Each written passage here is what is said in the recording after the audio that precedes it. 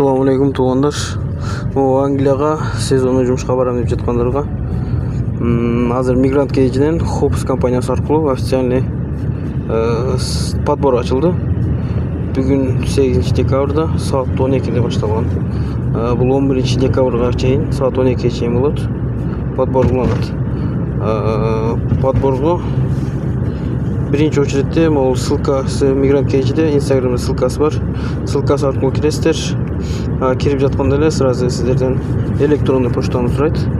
Электронный почтаңыздарды берип, электронный почтаңыздарды жазып, андан ары следующий кнопканы басасыздар.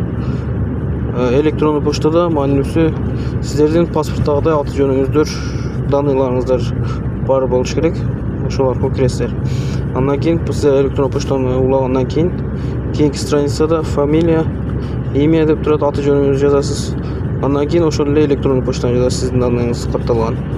Андан кийинкиси номер телефон, дата рождения, туулган күнүңүздөрдү. Андан Бишкек деген жазсаңыздар жакшы болот.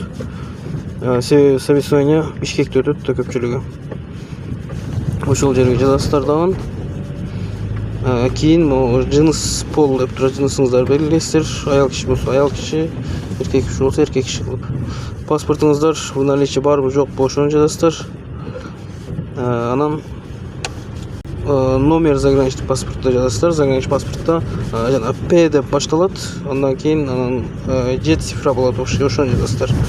Андан кийинкиси өзүңүздөр кетесиздерби, жубайыңыздар мененби же туугандарыңыз менен кетесиздерби, ошону белгилейсиздер. Если өзүңүздөр болсо, один деп эле белгилеп коесуңуздар. Анан кайсыл жерде азыркы учурда кайсыл жерден толтуруп жатканыңызды жазасыз. Ал деле Бишкек деп жазып койсоңуздар жакшы болот. Баардык заявканы толтуруп бүткөндөн кийин следующий басасыздар. Ошону менен вы успешно подали заявку деп экранга чыгып калат. Андан экинчи страницада өтөсүздөр. Экинчи страницада болсо сиздер орус тилин билесиздерби жокпу, ошол боюнча маалымат сурайт. Билсеңиздер билимди белгилейсиздер. Негизинен эми баары эле билиш керек. Билбесе ал жака албайт жумушка. Анан канчалык деңгээлде билесиздер. Продвинутый басып коюңуздар. Себеби баары эле уже базовый тилди билет да. Андан кийин англис тилин сурайт. Англис тилин билсеңиздер билимди белгилейсиздер, билбесеңиздер нетти басасыздар. Эми билсеңиздер англис тилин ал плюс болот. Ал жакта жумуш убактыңыздар көп болот, анан жеңил жумуштарга коет. Андан кийин анда канчалык деңгээлде билесиздер, ошону белгилейсиздер. Анан мурда сезонный иштерде Великобритания иштеген болсоңуздар, аны белгилеңиздер. Да деп иштеген болсоңуз, да деп болбосо нет деп эле басып коесуңуздар. Андан кийин высшее образование сурайт. Ал высшее образование негизи анчалык деле кереги жок.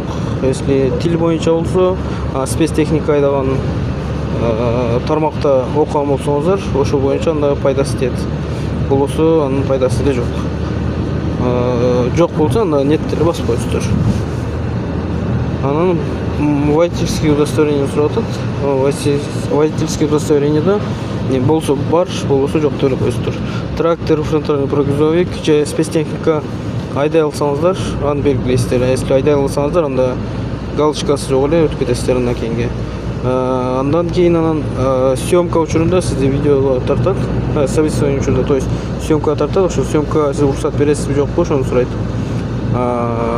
Негизи аны уруксат бериш керек да дегенди басып. Себеби ал жерде жалгыз эле сиз эмес, баардыгын эле тартат да жалпысына.